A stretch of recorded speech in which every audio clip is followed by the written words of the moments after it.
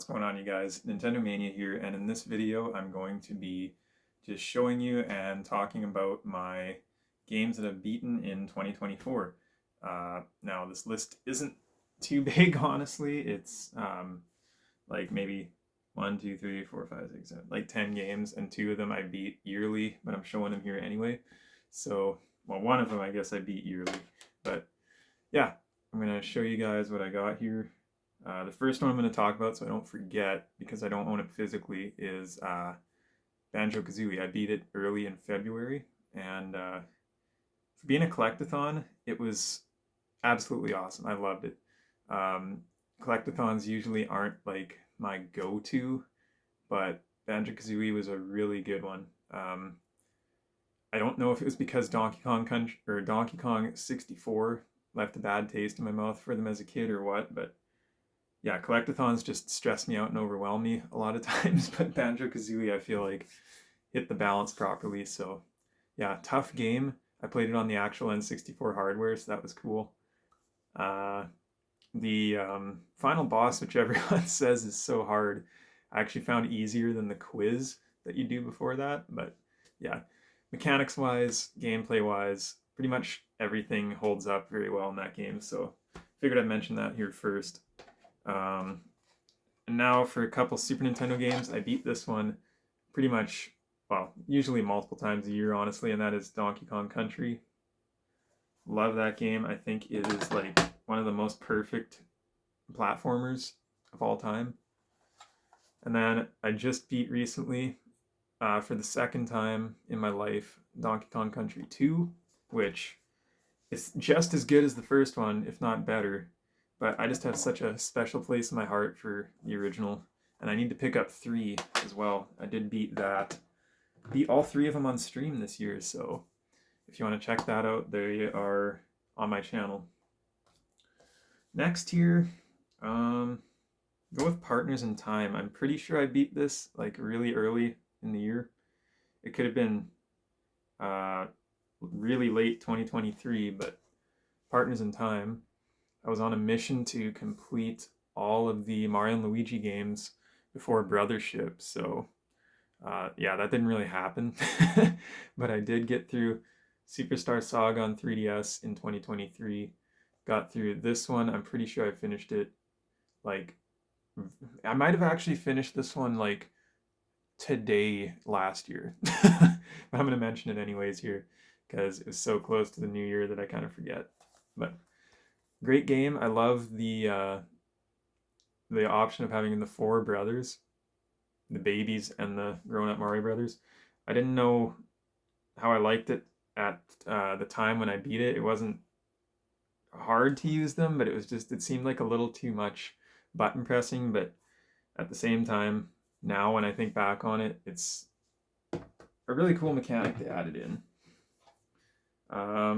Next in the series, of course, after this game was Bowser's Inside Story, and I did pick up the 3DS version of it. Really good game. I didn't like it as much as I thought I would, though, if that makes sense. I don't know what it was about it, if it was the pacing or just the fact that you spend so much time as Mario and Luigi inside of Bowser's body that it just didn't quite feel like a Mario and Luigi game. Can't quite put my finger on it. I think it was the pacing though. But looking back on it, I think a second playthrough would help me overcome that and really enjoy it for what it is. Not that I didn't enjoy it, but you know what I'm saying. I don't know if this is even making sense, but Bowser's Inside Story, good game, but not my favorite in the series so far. I'll have another video out on my backlog and what I'm currently trying to get through, so you'll see the rest of the games from that series in there. Moving on, we got some PlayStation stuff here. One of the ones I've completed the campaign in, that's why it's in this video. I completed the campaign of Black Ops 6. It's the best campaign since Black Ops 2, I think. World War II is pretty good, but really fun. They did some different stuff with this one. If you haven't played it and you have enjoyed past Call of Duty campaigns, like the older Black Ops games, definitely give it a shot. I think it's worth it. This is a game that I plan to go back to eventually, but I'm looking at my PlayStation home screen here, and it's just filled with stuff I want to play. So going back to a multiplayer shooter is kind of tough right now. I bought the Battle Pass, and it's like, why did I buy that? Because I'm not playing it right now. But overall, like, best Call of Duty in a decade, probably. Next up, we got a really good one, and one that won Game of the Year, which honestly, I think, okay, I wasn't sold on it winning Game of the Year when it was announced, like when it was announced that it was Game of the Year, but I've warmed up to it, and I really do think it deserves it, and the fact that a platformer won Game of the Year in 2024 against all these other games is just insane.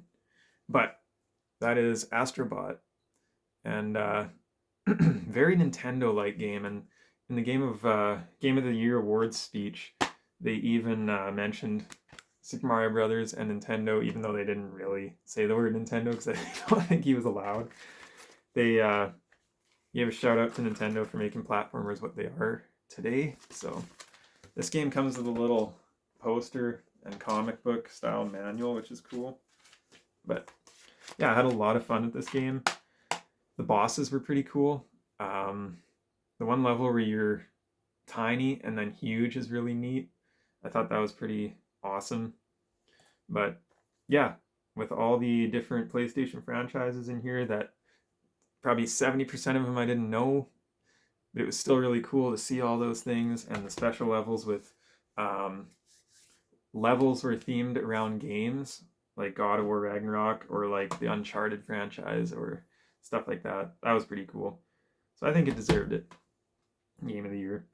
One that I finally beat that I've wanted to play for a couple of years now. I started it in 2023, I want to say, and then I got about halfway through and just quit. And that is God of War Ragnarok. I have the PS4 launch edition, but I upgraded it to the PS5. And yeah, finally got through it. I decided to just restart the game and just play through it finally to the end. And I think it takes the story in a good direction. I hope there is another game. I think there's going to be a trilogy for the Norse mythology, like section of the series, but I'm not sure. It sets it up for another game at the end. But yeah, like just jaw-dropping visuals and stuff in this. The story's really good from what I remember. Kratos and Atreus really bond, which is super cool to see.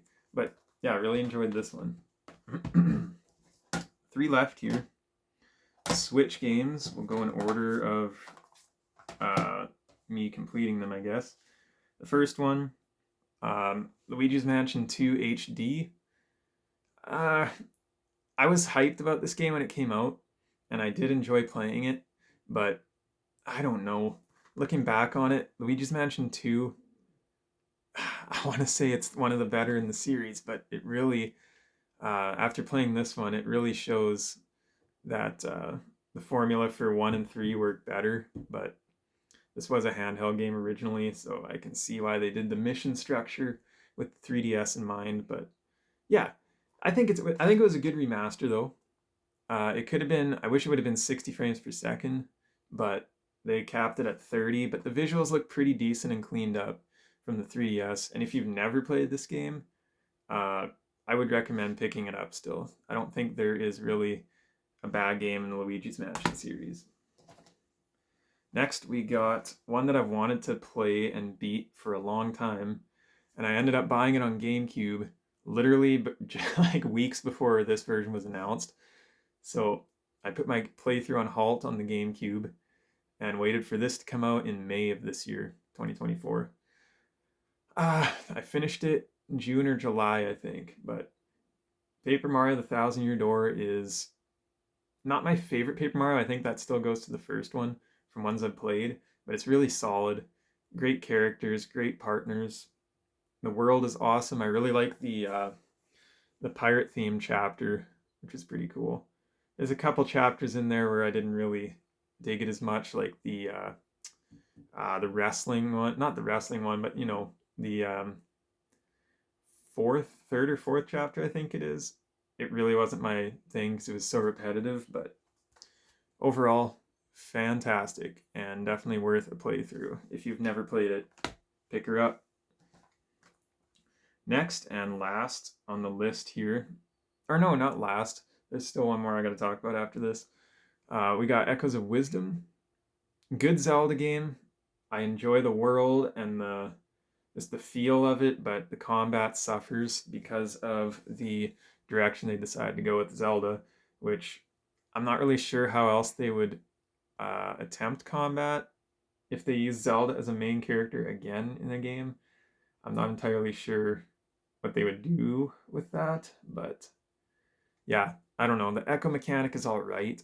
It's pretty repetitive. Once you find your favorite few echoes, you'll probably never really use any of them again. So it's just kind of a slog to get through combat and the menu, honestly, for picking them. So it's just like, I'll use my 3 that I always use, and that's about it. But really good. I like how they did the 2D or top-down open world. I think that's fantastic.